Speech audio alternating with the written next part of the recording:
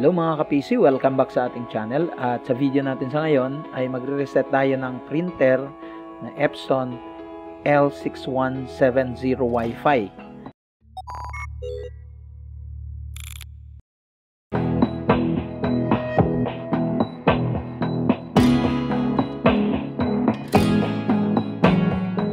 O bakit ayaw gumana? Ay, hindi pala nakasaksak. Okay, i-power on ulit natin. So, ang complaint ng katrabaho ko nito ay pag open niya, may lumalabas na error na ang sabi ay the maintenance box is at the end of its service life. You need to replace it. So, ang product number niya is T04D1. Pero hindi tayo magre-replace ng maintenance box, kundi i-reset lang natin siya para mawala yung error at magamit uli yung ating printer. So, ito nga, pa-power off ko muna siya. Then, tatanggalin natin yung maintenance box sa likod. So, yung maintenance box ng mga Epson printer ay dito lang yan sa likod, sa may tagiliran. May isang screw usually yan. Yan yung tatanggalin mo. Yan. At pasensya na kayo, medyo magalaw yung video ko.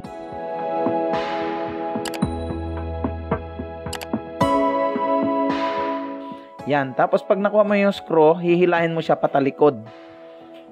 Backward yung paghila mo. Pag natanggal mo yung cover, makikita mo na yung maintenance box niya. Ang paghila naman ng maintenance box, wala nang screw yan dyan. Pero sa L14160 may screw pa. Pero dito sa printer na to wala na. So hihilahin mo siya papunta namang kaliwa. Yan. So pag nakuha mo na siya,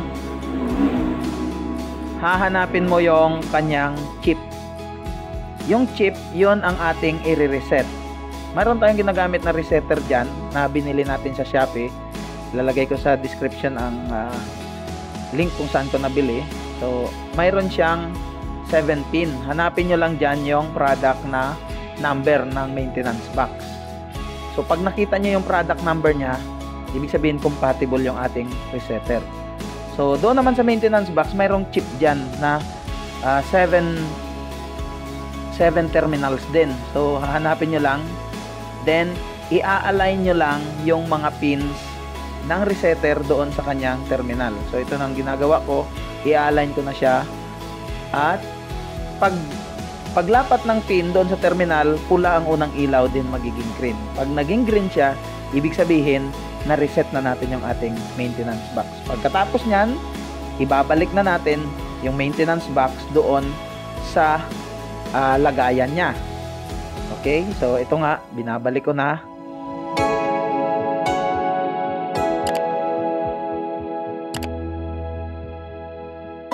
So, kung nasalpak na po natin, careful lang po na sa ating pagsalpak. Then, hindi ko muna siya tatakpan. Iti-test muna natin kung successful yung ating pag-reset ng ating printer. Okay, ipa-power on ulit natin. Tingnan natin kung wala na yung kanyang error. Okay, Epson logo.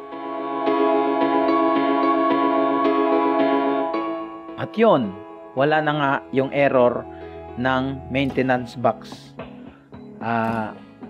Error na nakita natin kanina.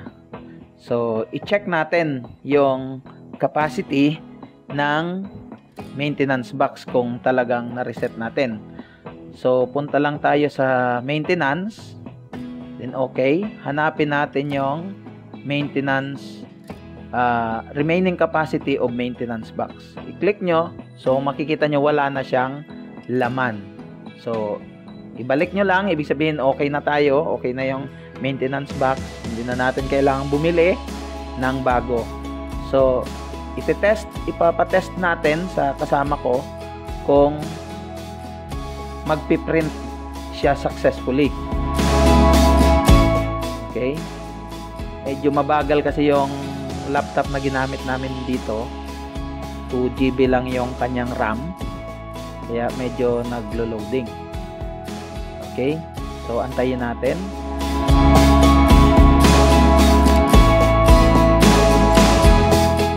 Naglo-loading yung computer na ginagamit namin. Pero kung mas mabilis na computer ang gamit nyo, automatically mas mabilis din yan mag-response yung ating printer kahit katatapos lang siyang i-reset.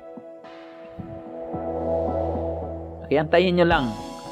Then yun nga, nag-respond na yung ating printer at nag-print na siya. Actually, maraming mga pages ito ang aming print. Really to try kung talagang successful yung atin pong pag-reset.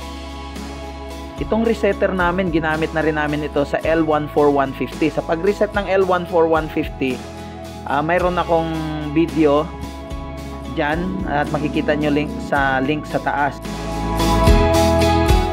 Ayan yung mga compatible na mga maintenance box na pwedeng i-reset ng resetter na nabili namin. Okay? So, yan yung kanyang box. Okay, yung mga produkto dyan, yung mga numbers dyan, yan yung mga maintenance box na kaya niyang i-reset. Okay? So, naubusan kami ng coupon band dito sa kanyang cassette. So, yun. Kaya sabi niya, walang papel sa cassette. So, nilagyan uli namin para talagang i-try kung gumana talaga siya. So, kung makikita natin, very effective itong resetter na ito. At sa mga nagtatanong kung kamusta yung resetter, hanggang ngayon, ginagamit pa rin namin at malaking tulong para sa amin. Yun nga lamang, hindi natin magagarantiya na talagang yung lahat ng resetter na nabibili natin ay wala siyang sira or hindi siya defective. So, siguro, natsambahan namin yung walang defect. Kaya, hanggang ngayon, buhay pa rin yung resetter natin. Almost mga 2 years na itong resetter natin na ginagamit dito sa ating mga printers. So, maraming salamat sa inyong panonood at huwag kalimutang i-like at mag-subscribe sa ating channel para kayo po ay updated sa mga videos na amin pa pong i-upload. Maraming salamat po and thank you for watching.